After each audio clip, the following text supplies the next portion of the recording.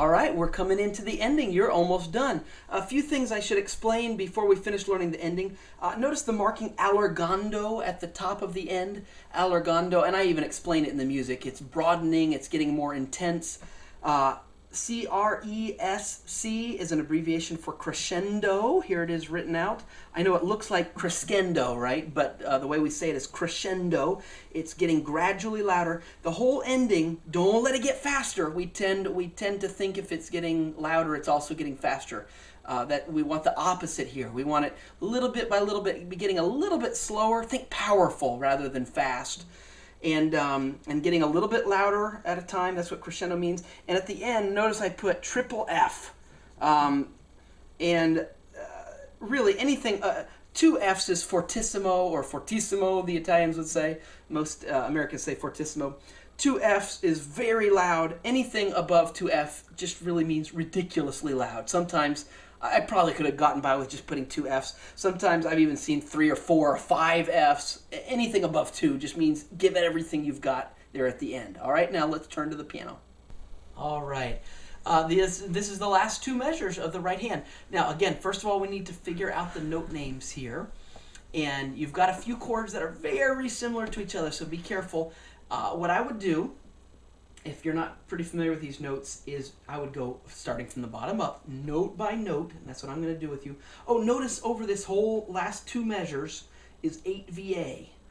When that's called an octave sign. When the octave sign is above the notes, we're going to go 8 notes higher than what's written. You'll also notice under the left hand is the octave sign under the notes. That means go 8 notes lower than what's written.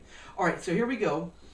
I'm on the chord 2 measures from the end. It starts with an E flat. Remember, we're watching out for B flats, E flats, and A flats. B flats, E flats, and A flats. All right, we got E flat on the thumb, A flat on the 3rd finger, and C on the top note. Now, I'd really encourage you, pause the video here and figure out these next few notes on your own, saying them out loud, just like that. One at a time. E flat, A flat, C. All right, hopefully you've done that. And I'm going to walk it through with you and test and see if you got it figured out correctly. You ready? E flat, A flat, C, and then we put those together. Watch the fingering. Now we slide right next door. All right, same fingering, 1, 3, 5, and we go F, B flat, and D.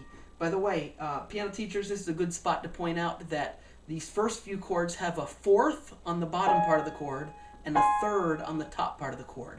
So your hands will kind of find that range and just kind of slide up. You ready? So let me start again on that 2nd measure from the end. E flat, A flat, C, slide next door, F, B flat, D, sliding next door, G, C, E flat, sliding back down, F, B flat, D. Now it's going to change.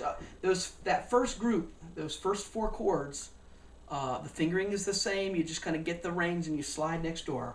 And our counting stays like we've been doing. 1, 2, 3, 1, 2, 3, 1, 2, 1, 2, 3. And that's probably a good spot right there.